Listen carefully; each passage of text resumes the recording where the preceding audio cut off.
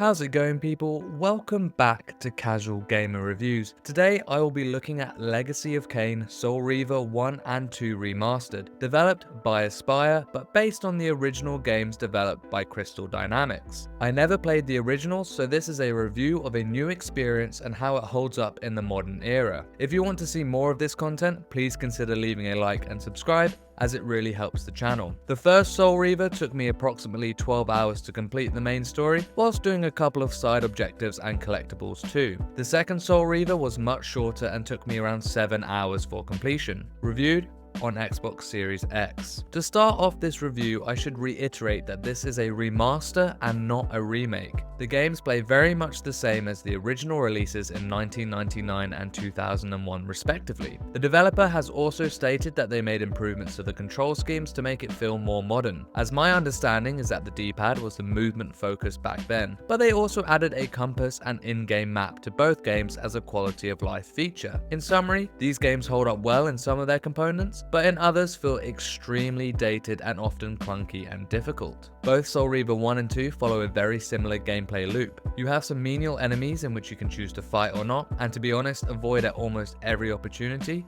followed by puzzle sections. In the first title, there are also boss fights, which were actually very good as they always involved a puzzle to get through, rather than standard combat. Crystal Dynamics were very aware of their restrictions and chose the right path when it came to these boss fights, and so I applaud them for that. These games also do the two worlds running simultaneously gimmick, and was one of the first to do so. Cough cough, The Legend of Zelda. This feat is incredibly impressive for a 1999 release, and it actually runs really well considering, but more on that later. I want to look at the combat first, as it stuck out like a sore thumb. You only have one attack button and one dodge button. The second game also introduces a block. The dodge is awful, and has input lag and almost always is too tight to pull off. The single attack itself is often hard to gauge distance, and I found myself whiffing hits a lot. When you lock onto an enemy, it puts you into a jockey state, but you almost always have to fight the camera. The first game, you fight specifically vampires and demons, and in order to kill these, you have to either impale them, burn them, or expose them to light or water. This is a really fun mechanic to have and offers a bit of variety, until you realize that before you can perform this kill, you have to do the boring one-hit attack whilst failing to dodge and trying to locate your character as the camera has shot to the sky. The second game doesn't do this and focuses on the Soul Reaver weapon itself, which can kill enemies, but what this game highlights even more so than the first is that the combat is completely pointless. There is no leveling or experience system, no currency to be gained or anything like that. The only reward you get for combat is a soul which you can reave to heal your health.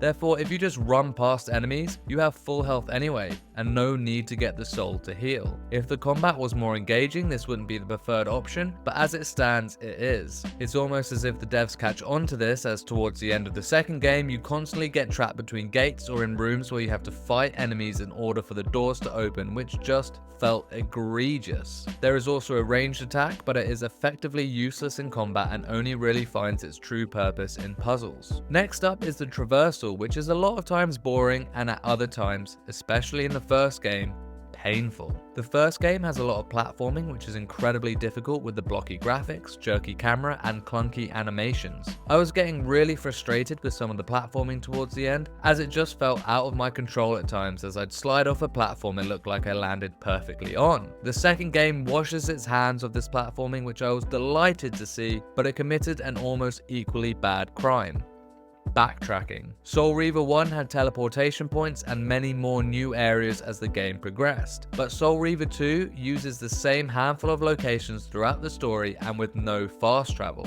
You are constantly going back and forth, and it's not a quick waltz back by any means. That is not fun in my eyes. The swimming in both games feels horrible to control and really doesn't fit in the modern era. The left stick is used for both movement and camera, and it's very off-putting. Not knowing where to go is a classic quality of PS1 and PS2 era games, and it is absolutely present here. The additions of the compass and map are useful up to a point, in that it helps if you know where your destination is, but there were several times where I didn't know where I had to go. It wouldn't have been too much of a stretch to perhaps add a quest marker to the newly included map. I know I'm sounding extremely negative on these remasters, but that's only because I've top loaded it with the bad stuff. Now with that out of my system, let me turn my attention to the gameplay that I did enjoy. As I mentioned earlier, both Soul Reavers use a dual world mechanic, the material world and the spirit world. If you die, you will phase into the spirit world and get a second life. You can then try and revitalize yourself to re-enter the material world, or if you die again, you'll be reverted back to a checkpoint. This is the hub world in the first game and a physical checkpoint stand in the second game. The spirit world isn't just used in this way though, and it is also effective in puzzle solving. The spirit world can sometimes bend the material world around you to create new paths, and it was seriously impressive at times, especially considering the age of these titles. Speaking of the puzzles themselves,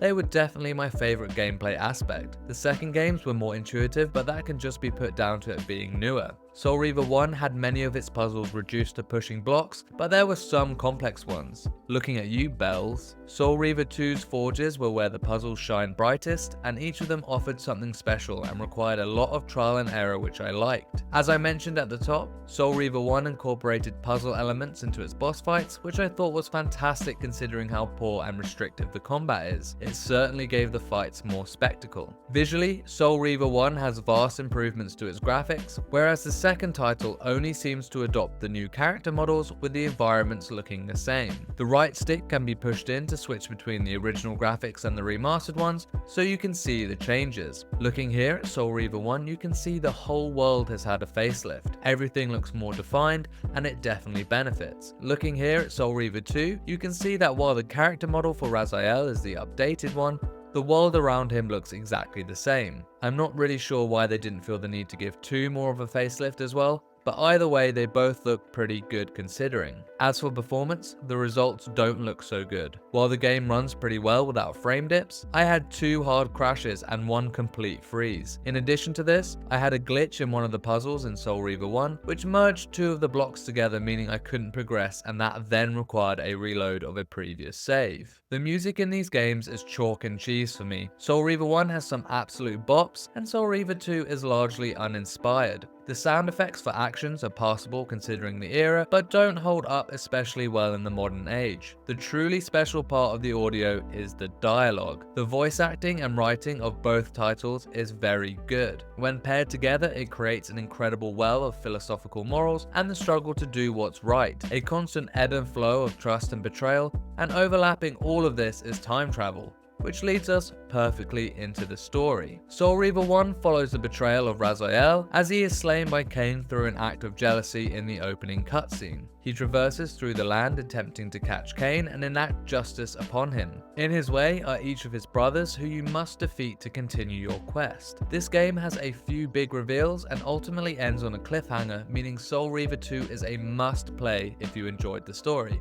which you will, as it's great. The story continues into the second title, but this time a lot of loose ends are tied up, but also a lot more are created as time travel is heavily incorporated here. Don't worry though, as whenever you feel like you are losing the grasp of what is happening, it quickly snaps back and everything comes together. Soul Reaver 2 has a lot of cutscenes in it, significantly more than the first, but each is so meaningful with its dialogue and world building that I didn't mind in the slightest. I found myself often thinking alongside Raziel's inner monologue about what the right and wrong thing was. I won't ruin the ending, but I thought it was brilliant. The side content in Soul Reaver 1 is plentiful and rewarding. There are special glyphs you can find, upgrades to health, and side quests with characters. You can spend hours and hours doing the side content here, and I didn't even touch half of what was available. There is even optional locations. It felt very much like a full game. There is none of this in Soul Reaver 2, not even the health upgrades. The health and elemental statuses of the Soul Reaver weapon are both tied to the story in the second game, and this is disappointing that they couldn't think of something to add for the remaster. Exclusive to the remaster, there is a bonus gallery added specifically from the main menu for concept art and cut content, which is always a nice touch. Legacy of Kain Soul Reaver 1 and 2 Remastered is very much a remaster and not a remake. It struggles to stand the test of time in its combat and traversal, but holds up strong in its puzzles, story, and dialogue. I can see why so many loved these games that Crystal Dynamics made 20 plus years ago, and I respect the fact that they are now made playable on modern consoles for the first time. I just wish there was a little more remaking to this remaster, as it can be difficult to appreciate the amazing things when you are constantly struggling with the camera, clunky animations, and pointless, unrewarding enemy encounters. I have no doubt that you will enjoy these titles more if you played the originals, as nostalgia always goes a long way, but I can only review as a new player. Legacy of Kain Soul Reaver 1 and 2 Remastered gets a casual gamer score